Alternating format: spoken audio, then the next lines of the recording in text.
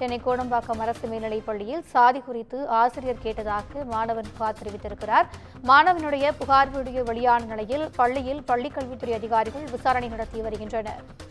கூடுதல் விவரங்களை எமது செய்தியாளர் கீதன் வழங்க கேட்கலாம். வணக்கம் கீதன், என்ன நடந்தது? கூடுதல் விவரங்கள். வணக்கம்.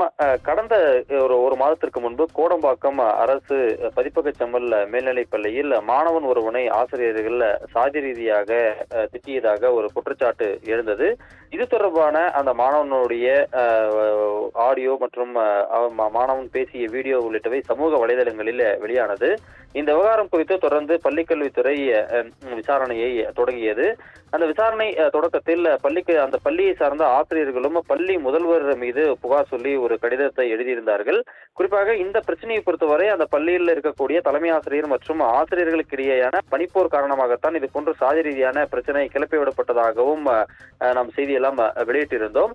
இந்த நிலையில்தான் இன்றைய தினம் பள்ளிக்கல்வித்துறை சார்ந்த இணை இயக்குனர் ஞானகௌரி மற்றும் சென்னை மாவட்ட முதன்மை கல்வி அலுவலர் புகழேந்தி உள்ளிட்டவர்கள் தற்பொழுது பள்ளியில் நேரடியாக விசாரணை நடத்தி வருகின்றனர். குறிப்பாக காலை 10:30 மணிக்கு தொடங்கிய விசாரணை என்பது தொடர்ந்து நடைபெற்று வருகின்றது. குறிப்பாக இருக்கக்கூடிய 67 ஆசிரியர்களிடமும் தனித்தனியாக, அதாவது அந்த மாணவனை குற்றம் சாட்டப்பட்டிருக்கக்கூடிய 2 ஆசிரியர்கள் சாதி ரீதியாக திட்டினார்களா என்பது குறித்து அதிகாரிகள் விசாரணை நடத்தி வருகின்றார்கள். குறிப்பாக தலைமை ஆசிரியர் எவ்வாறு நடந்து கொண்டார், பள்ளியில் இருக்கக்கூடிய மற்ற ஆசிரியர்களை எவ்வாறு நடத்தினார் உள்ளிட்டவை குறித்தும் தற்பொழுது நேரடியாக அதிகாரிகள் ஆசிரியர்களிடம் விசாரணை நடத்தி வருகின்றார்கள். இந்த மாணவனை 2 ஆசிரியர்கள் சாதி ரீதியாக திட்டியதாக தான் குற்றச்சாட்டு இருந்தது. எனவே அந்த குற்றச்சாட்டில் உண்மை இருக்கிறதா அல்லது வேண்டுமென்றே ஆசிரியர்கள் மீது ஒன்று பொய்யாக தலைமை ஆசிரியர் புகார்களை கிளப்பிவிட்டாரா என்ற அந்த கோணத்தில் இந்த விசாரணை என்பது நடைபெற்று வருகிறது. இந்த விசாரணை அடிப்படையில் பள்ளிக்கல்வித்துறைக்கு அதிகாரிகள் அறிக்கை அளிப்பார்கள்.